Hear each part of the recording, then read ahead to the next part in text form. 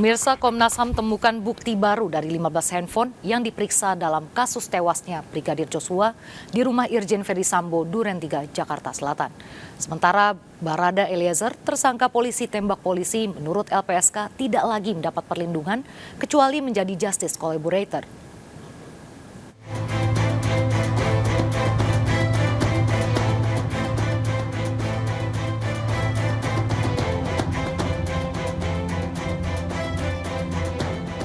Barada Richard Eliezer atau Barada E ditetapkan Bareskrim Polri sebagai tersangka kasus polisi tembak polisi yang menewaskan Brigadir Joshua Huta Barat.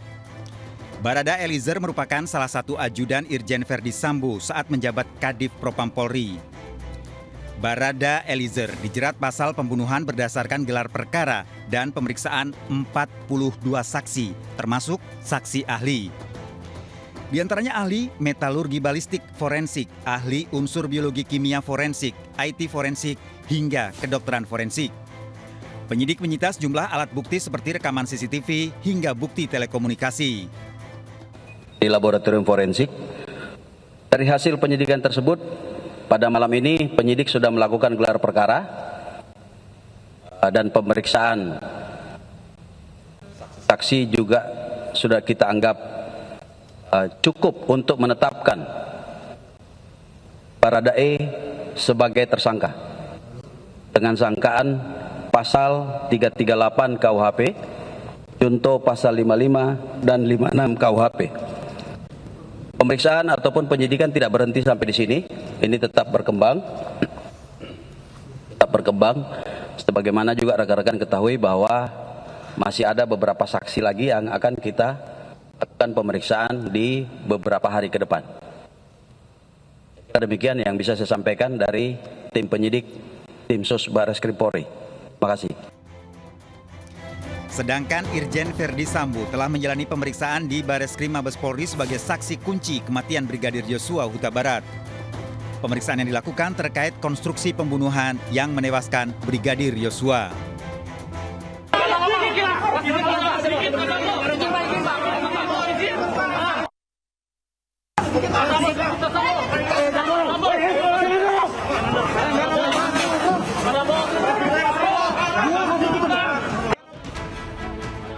Irjen Ferdy Sambo bersama sejumlah perwira tinggi dimutasi ke Patianma Mabes Polri. Sebelumnya Barada Eliezer telah mengajukan perlindungan ke LPSK saat sebagai saksi dalam polisi tembak polisi. Namun dengan ditetapkan sebagai tersangka, Barada Eliezer dianggap LPSK tak lagi memenuhi syarat mendapat perlindungan. Kecuali yang bersangkutan itu nantinya bersedia menjadi seorang justice kolaborator atau saksi pelaku yang bekerja sama. Nah, saksi pelaku yang bekerja sama ini syaratnya adalah dia bukan pelaku utama. Kalau melihat pasal yang diterapkan untuk yang bersangkutan ini kan pasal 338 junto 5556 ya. Itu kan bisa diasumsikan bahwa polisi juga melihat ini bukan pelaku tunggal ini orang, ada keikutsertaan. Hanya masalahnya keikutsertaan ini dia ada di posisi mana. Nah, kalau dia bersedia menjadi justice kolaborator, ya dia harus bisa memberikan keterangan untuk membongkar perkaranya itu secara lebih tuntas, termasuk orang-orang yang ada di atas dia. Sementara tim Siber Mabes Polri menjalani pemeriksaan selama 6 jam di gedung Komnas HAM. Agenda pemeriksaan uji balistik diubah dengan pemeriksaan komunikasi serta data-data percakapan yang terekam di 15 handphone selama kurun waktu kejadian. Mengumpulkan 15 handphone ya. Dan kemudian 10 sudah diperiksa, 5 sedang dianalisa. Jadi 10 sudah diperiksa, 5 sedang dianalisa atau diproses. Terus kemudian apa saja kira-kira yang tadi kita atau kami mintai keterangan, yaitu yang atau kami dapatkan terkait foto, kemudian dokumen, kontak, akun, percakapan chat, dan temuan digital lainnya.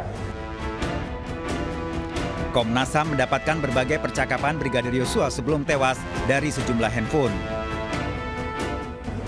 Yang ini nggak kalah pentingnya, dan ini kalau bagi Komnas HAM ini sangat penting, itu adalah soal konstrain waktu yang sejak awal kami dapatkan dari Jambi. Itu juga terukur dari hasil pendalaman kami dalam 10 HP tersebut. Jadi konstrain waktunya terkonfirmasi, ya, substansinya juga terkonfirmasi. Komnas HAM berencana melakukan pemeriksaan lanjutan terkait kasus polisi tembak polisi uji balistik namun ditunda pekan depan. Barada Eliezer telah ditetapkan sebagai tersangka namun bukan sebagai pembunuhan berencana. Sedangkan kuasa hukum keluarga Brigadir Yosua Huta Barat memiliki bukti dugaan adanya pembunuhan berencana dalam kasus polisi tembak polisi di rumah Irjen Verdi Sambo. Tim Liputan iNews melaporkan. Seorang pengunjung warung kopi di Sidoarjo, Jawa Timur nekat menggasak handphone milik penjaga warung. Pelaku bermodus menyuruh korban membeli rokok.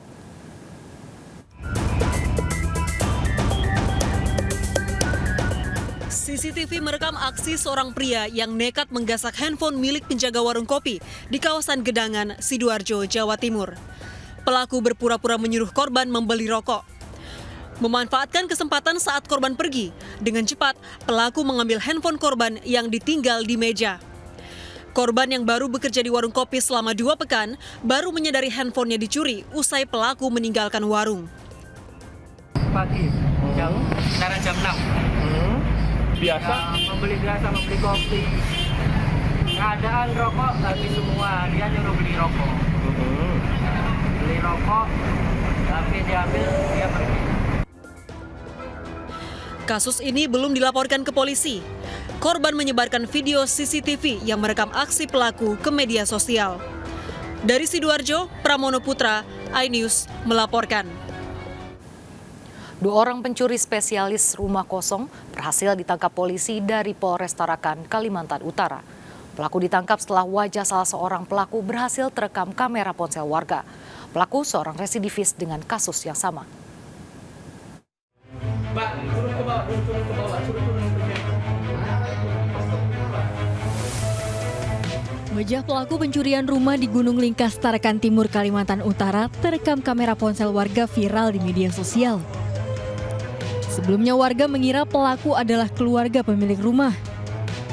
Namun pemilik rumah justru terkejut melihat kondisi rumahnya berantakan dan sejumlah barang berharga senilai 10 juta rupiah hilang. Berbekal video tersebut, pelaku ditangkap di kamar kosnya di Jalan Bayangkara, Karanganyar, Tarakan Barat. Pelaku Aco Barat, seorang residivis kasus pencurian, telah 6 kali masuk penjara. Pelaku beraksi bersama satu rekannya mengincar rumah kosong yang ditinggal penghuni bekerja dan keluar kota. Barang hasil curian dijual oleh pelaku melalui media sosial. Di hari pertama, pelaku berusaha mencari akses masuk ke dalam rumah tersebut. Di hari kedua baru mengambil barang-barang. Di hari ketiga baru memposting barang-barang tersebut ke marketplace yang ada di Facebook. Pelaku terancam maksimal 7 tahun penjara. Dari Tarakan, Kalimantan Utara, Usman Codang, iNews melaporkan. Pemirsa, kita akhiri perjumpaan kita dalam Berita Kriminal Sergap edisi hari ini. Ingat, kejahatan mengintai di sekitar Anda. Selalu waspada, taati protokol kesehatan termasuk memakai masker. Jaga kesehatan Anda dan keluarga.